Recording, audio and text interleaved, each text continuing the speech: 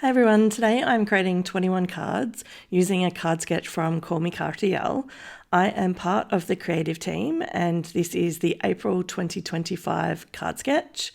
I'm also going to be using the P13 Naturalist 6x6 paper pad, and you can see that there are some ephemera printed on the inside of the back cover and the front cover. This means that none of the paper at all goes to waste. Now, the card sketch itself has a coloured cardstock for the card base, so I have chosen to use Kraft this time. Normally I use white because it's more cost effective and I do make a large volume of cards, but because the sketch really looked like it needed it, and it would mean that I didn't have to do matting layers on the key parts of the card design, then I thought I'll give it a go and do something different. Now I've cut out all of the main panels of the card design using my trimmer, and I'm now just running through and putting them in piles on the card bases, and I'm trying to match the 1-inch strips that are going to go through the middle of the card design with the main feature paper at the back. You can see here that I just have a piece of white cardstock that is going to represent where you put the tag in this card design. And I was really just trying to figure out how much of the paper do you actually see once you have that element on the card, because that makes a really big impact on which of the card designs are going to work together and then which ones are good to feature on the top, where you'll most likely see actually more of the 1-inch strip than you will see of the items behind. Now, the next step is I'm creating my tags. I have attached two stamps to my MISTI door. They are both happy birthday and they are from the scrapbook.com birthdays stamp set. I can't remember the exact title, I apologize, but I will put a link below. So if this is something that you're interested in, it's easy for you to track down. Because I'm a bulk card maker, you'll often see me do all of the elements of a card in one go. So using something like a MISTI tool is really, really helpful. And then also just putting things in piles so that I can then do the combinations of the pattern papers together later in the design process is something that I do very regularly. It's also one of the reasons why you'll often see me use a whole paper pad, or if I do use part of it, I'll often finish the paper pad in one sitting. It just means that all of the papers are going to match together and I'll have a bit of an easier time with the card layouts and making sure that everything matches and coordinates really nicely. Now, because I'm using Kraft as my card bases and it is Desert Storm from Nina, I've also cut the matting layers from exactly the same cardstock. So I think it took 2 pieces to create these little strips for the front, which meant that I used around about 12 or 13 sheets in total for the cards. Now, using my liquid glue, again, was very handy. I do use it a lot, especially when I'm doing sheet loads. I seem to use my liquid glue. The cardstock here, or the pattern paper, is cardstock weight, which means it sits really nicely on the Desert Storm, and using that liquid glue meant I was going to have everything stick down absolutely beautifully, and I was not at risk of having any of the paper sort of curl up. Now, because this is a card sketch and I'm creating several cards, I decided to just create one and then see what that's going to look like. And so you can see here that with the tag and the beautiful papers, that looks really nice just as is. And so I went through and I finished off all of the cards, just doing the 2 pieces of gorgeous pattern paper and then the white tag with the sentiment on it. The creation of these cards was really, really quick at this point. And so if you're wanting to do bulk thank you cards or something for an event, this sketch might be something that would absolutely work for you. I'm curious if there's a piece of this pattern paper that you prefer. For me, I really, really like the ones that have the pink butterflies on it, but it's a really big toss-up because there's a couple of really gorgeous greens, a couple of really gorgeous pinks, and a couple of really gorgeous ones with the brown. And even these ones here that sort of have the brown leaves, they have a couple of gorgeous little pink butterflies scattered throughout.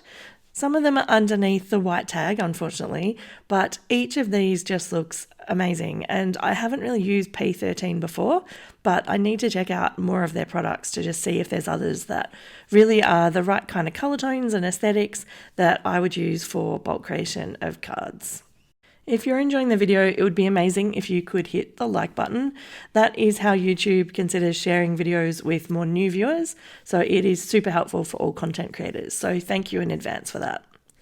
As I mentioned earlier, I did wait until this point to actually decide which of the coloured strips are going to match with which of the pattern papers.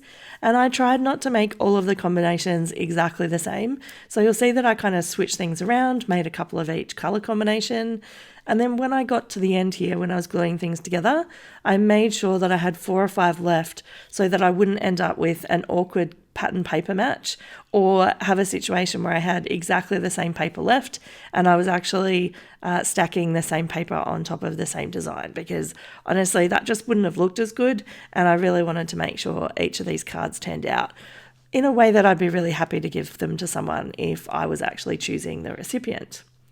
The reality is I do donate most of my cards, or I give them to family and friends who then use them. So every single card, I'm keen to make sure that they're as good as they can be. At this point, I had considered that my cards were complete, and I even took a photo of them all laid out on my desk, but I felt like maybe they were just a little bit too plain and maybe they could be amped up a little bit. And I do have quite a few things in my stash, so I had a bit of a dig around, in particular into my ephemera and the ones that I have from Tim Holtz, and also the ones that I have from 49 and Market. And so here they are. Here's a bit of a look at the different cards. They're gorgeous. But I did find this one here, which is called Curator's Botanical Ephemera Bits.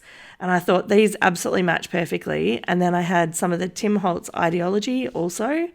And I did end up using some of these. Now, that colour family does not look like it's as good a match as this first set here, but you will see in a few moments that I managed to pick out the items that really work really nicely with the card layout and the tones of the pattern paper. So what I'm doing here is I have laid out all the elements that I think I could use on a card, and then I'm just picking 2 or 3 of them to add a little bit more interest on the left-hand side. So you can see the before, the new version, this is the original, and then I'll flick back so that you can see that's what it looks like when we've actually attached a few extra pieces. So I think this was a good upgrade to the sketch. What do you think? Do you think they look better with a few pieces of ephemera attached? I feel like it was worth the effort. Now, what I've done here is I've kept in the video the choices that I made to, layer up a few bits and bobs on each of the cards. I don't show you every single one of the cards as a close-up, but I am just showing you my working process here with all of the elements on the left-hand side and then adding a few things to each one just to add a little bit more interest. At some point, I did decide that I was probably covering up a little bit too much of the pattern paper where I really loved the design. So for the brown is gorgeous, but it is probably a bit more of a neutral and not, I guess, the hero of the design, like maybe something like the butterflies would be. So with this one, for example, I decided I was just going to leave it without adding anything to the top. And I did that with maybe 5 or 6 of the cards, and the rest I added some extra elements, like these little tickets and this little butterfly. So I worked my way through this list and on this pile of ephemera, adding it to the different cards until I got to a point where I wasn't completely sure that I had any elements left that would match the remaining cards. And you can see here, there's quite a few at the top of my screen that really do have the pink elements. So they're brown and pink predominantly. But what I have left is really, lots of blues, yellows, and purples. So this is where I switched across to the Tim Holtz ephemera pack. And you can see here that these absolutely gorgeous flowers match perfectly. And so I don't have to do too much. There's not too much thought. I'm not doing lots of clusters of collage elements. I'm really just finding something that suits the design and then attaching that to the front of the card. This ephemera pack actually has 2 of each element. So you will see that a couple of times I use the same element twice. And in this case, with these bunch of flowers, I use it on 2 different combinations of the pattern papers. So again, the cards will look a little bit different. This one, I'm actually using an element from each of the ephemera packs. The little tickets were from the previous set, and then the flowers are from this current one. Because there's a lot of bold in this ephemera, I didn't use all of the butterflies, but I did use quite a few of them. I have put a link here to another video that I think you might enjoy. Have a great day.